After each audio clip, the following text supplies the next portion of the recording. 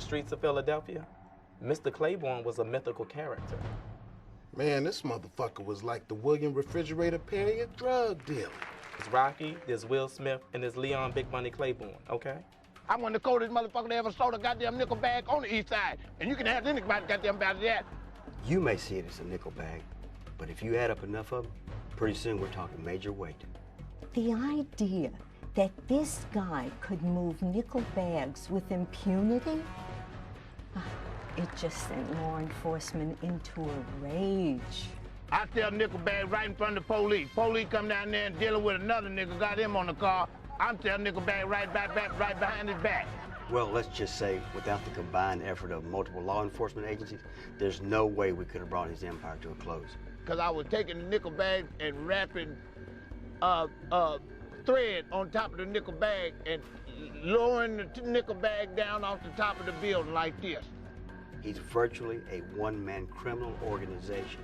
People just walking in the air, just grabbing nickel bags out the air. Chow, chow, chow.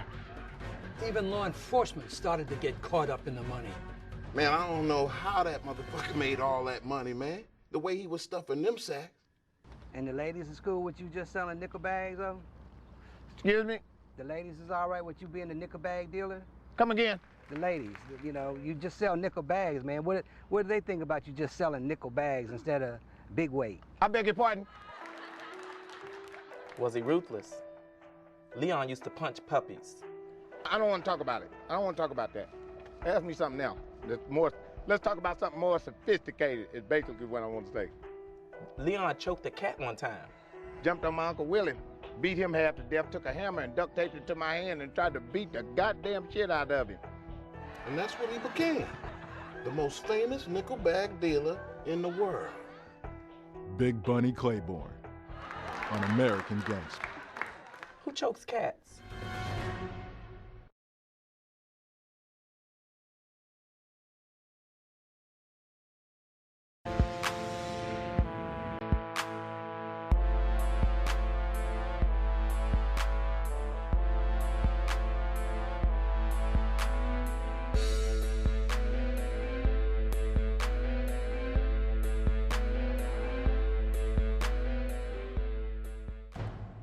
What was so great about arresting Lavelle is we'd bring him in on one charge, and then he'd give us information on 20 other unrelated cases. Lavelle's the type of cat you see get put in the back of a squad car, and a couple hours later you see him back on the block, walking around with leftovers from Red Lobster. First of all, I'm not a snitch.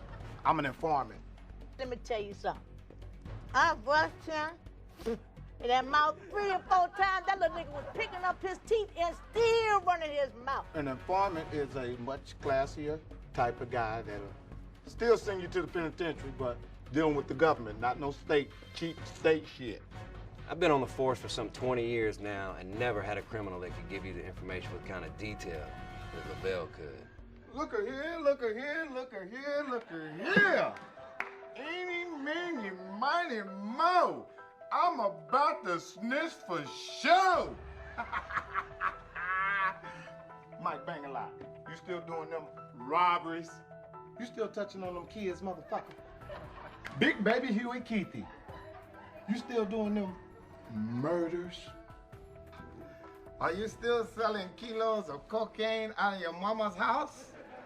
Are you still bringing 30, 40 kilos up underground from Guadalajara?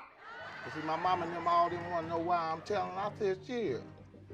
So I can be out on the street and run errands for you at Walmart, do different shit like that. Because I'm locked up. Ain't nobody going to take care of the house like I take care of the house, like I take care of you, mama.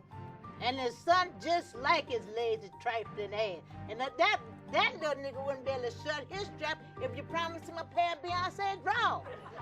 Because I got a whole lot of shit to talk about. Just call me Xerox. I mean, he'd bleed like a stuck pig, you know, just bleed information all night long. When I hear something, see a nigga make a sale, niggas, you just see a light. He told me what my wife wanted for Christmas. I ain't never turned on a motherfucker that didn't deserve it. As far as I'm concerned, everybody deserves it. Oh, he said he wanted a big wheel, so I got him one.